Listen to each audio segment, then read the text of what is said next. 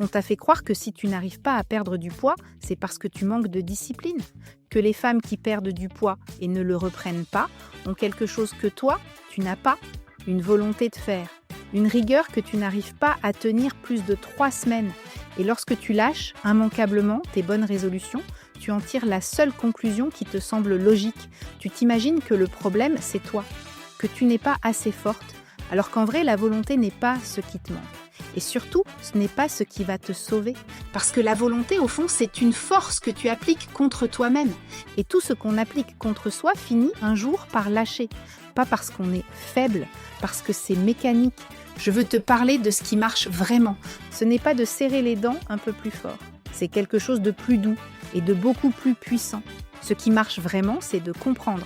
Et pour ça, il va falloir accepter une chose qui demande bien plus de courage que n'importe quel régime. Se regarder en face. Si tu ne me connais pas, je m'appelle Sophie Gironi. Je suis coach en optimisation métabolique. J'ai écrit 4 livres aux éditions Thierry Soucard. Et j'ai aidé plus de 4000 femmes à retrouver un corps qui fonctionne, sans se priver et sans se punir. Avant d'aller plus loin, un peu de transparence. Cette voix que tu entends, c'est la mienne. Ce texte, c'est moi qui l'ai écrit, chaque ligne. Mais c'est une intelligence artificielle qui l'enregistre parce qu'il n'est pas toujours simple de réunir les conditions d'enregistrement optimales pour produire un épisode chaque semaine. Ok, reprenons depuis le début. Pourquoi la volonté ne tient pas? Tu connais le scénario par cœur. Un dimanche soir, tu décides que là, c'est décidé. À partir de demain, tu seras carré. Pas d'écart, pas de grignotage, pas de demain je m'y mets. Le lundi, tu es à fond, le mardi aussi. Le mercredi, tu es fier et tu as raison parce que tu te bats. Et c'est exactement là que se cache le piège. Tu te bats. Tu utilises ta volonté pour t'imposer des règles que tu n'as pas vraiment comprises. Tu fais ce qu'on t'a dit de faire, sans savoir pourquoi ton corps réagit comme il réagit. Alors le jour où la fatigue s'accumule, où une contrariété tombe, où la vie reprend ses droits, il ne te reste plus rien à quoi te raccrocher. La règle s'effondre parce qu'elle n'a jamais reposé sur de la compréhension, juste sur de l'effort. Et il y a pire, quand tu te prives, ton corps, lui, n'applaudit pas ta rigueur. Il enregistre un manque. Il ne sait pas que tu es au régime. Il croit que la nourriture se fait rare. Alors il ralentit, il réclame et il s'accroche à ses réserves à la première occasion. Ta volonté lutte contre ta biologie. Et sur la durée, la biologie gagne toujours. Toujours. Ce n'est pas un défaut de caractère. C'est ton corps qui fait son travail, te protéger. Et tu sais ce qui est cruel dans cette histoire? Plus tu échoues, plus tu te persuades que tu es le problème. La culpabilité s'installe. Tu te dis que les autres y arrivent et pas toi. Alors tu remets une couche de volonté, de discipline encore plus dure, encore plus punitive, et tu nourris exactement le cycle qui t'épuise.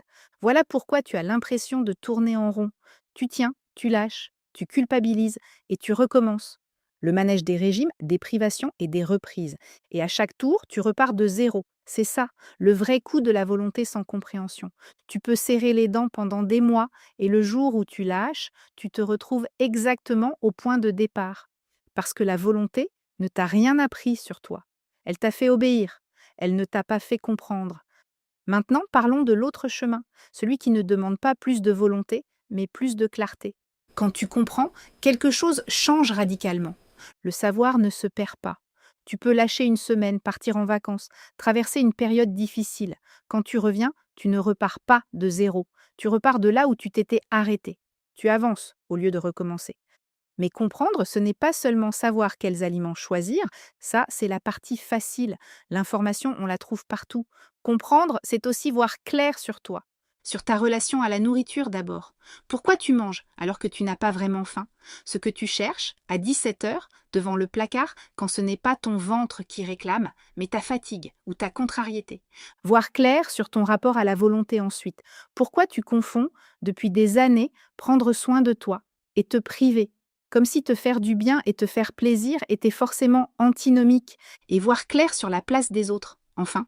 Le regard des proches qui pèsent, les remarques, les «allez, fais-toi plaisir» qui tombent au moment précis où tu te sens enfin aligné. Tout ça fait partie de l'équation. Tant que tu n'as pas regardé en face avec lucidité ce qui se cache derrière ton alimentation, tu peux ajuster tes assiettes au millimètre, tu ne pourras pas l'installer durablement. Se regarder en face, je ne vais pas te mentir, c'est inconfortable. C'est tellement plus facile de suivre une liste que de se demander pourquoi on agit comme on agit. Mais c'est la seule chose qui change quelque chose pour de bon. Parce que le jour où tu comprends que ta fringale de 17 heures n'est pas de la gourmandise, mais un creux de fatigue ou un trop-plein d'émotions, tu arrêtes de te battre contre une faim qui n'en est pas une. Tu n'as plus besoin de résister, tu sais simplement quoi regarder. Je vais te raconter une histoire. Cette semaine, comme chaque semaine, j'ai lancé l'appel pour notre jeûne hebdomadaire. Il n'a rien d'obligatoire, mais permet à celles qui souhaitent intégrer le jeûne à leur hygiène alimentaire de le faire en groupe, de se soutenir, de partager leur expérience. L'une d'elles avait vu sa balance remonter après un week-end un peu festif. Avant, dans ce cas-là, elle aurait sauté sur le jeûne sans réfléchir pour rattraper. Cette fois, elle a écrit quelque chose qui m'a ravie. Elle a dit, en substance, je ne vais pas jeûner cette semaine, parce que vu mon état d'esprit, ce serait me punir. Tu entends ce qu'il faut entendre dans ces mots? La balance monte et elle ne panique pas. Elle ne se jette pas sur la première punition disponible. Elle s'arrête, elle se regarde et elle décide. Parce qu'elle a compris que se priver dans cet état, ce n'est pas reprendre le contrôle, c'est le perdre.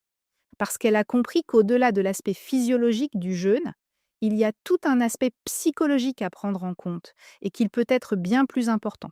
Ma cliente s'est juste regardée avec lucidité et elle a choisi de se soutenir plutôt que de se punir. Attention, être lucide, ce n'est pas se résigner. Se résigner, c'est regarder la réalité et baisser les bras. C'est se dire, c'est l'âge, c'est génétique, c'est foutu. De toute façon, ça ne marchera pas pour moi. Ces phrases ont l'air lucides. En vrai, elles ne le sont pas. Elles viennent de billets que ton cerveau déguise en lucidité pour t'éviter surtout d'essayer de changer quoi que ce soit, parce que ne rien tenter, c'est confortable. Et ça donne bonne conscience. La vraie lucidité, elle, ne s'arrête jamais au constat. Elle voit l'obstacle, oui, mais elle voit aussi ce sur quoi tu peux agir. Mon corps a changé ne devient pas c'est foutu, mais je vais arrêter de le traiter comme à 20 ans et apprendre comment il fonctionne aujourd'hui. J'ai un terrain difficile ne devient pas une excuse, mais une raison de plus de soigner ce qui dépend de moi. Mon assiette, mon sommeil, mon stress. Et j'ai pris du poids ce week-end ne devient pas une urgence à agir et à se punir, mais un fait qu'on regarde avec lucidité. Un fait face auquel on met un comportement sain qui répare sa relation à la nourriture et son métabolisme au lieu de le saboter. Le plus beau, c'est que cette lucidité, ça se pratique et ça fait partie des choses que j'intègre dans mes accompagnements. Je ne donne pas de règles à suivre à la lettre. Une règle, tu la suis tant que tu peux et le jour où tu ne peux plus, tu es perdu, comme avant. Je donne de quoi comprendre. De quoi comprendre l'impact des aliments sur ton métabolisme, bien entendu, mais également de quoi comprendre ta relation à la nourriture et tes réactions, pour que tu fasses des choix éclairés et conscients, des choix qui sont les tiens, pas les miens, et que tu ne pourras faire que si tu comprends vraiment tous les aspects de la perte de poids, aussi bien physiologique que psychologique.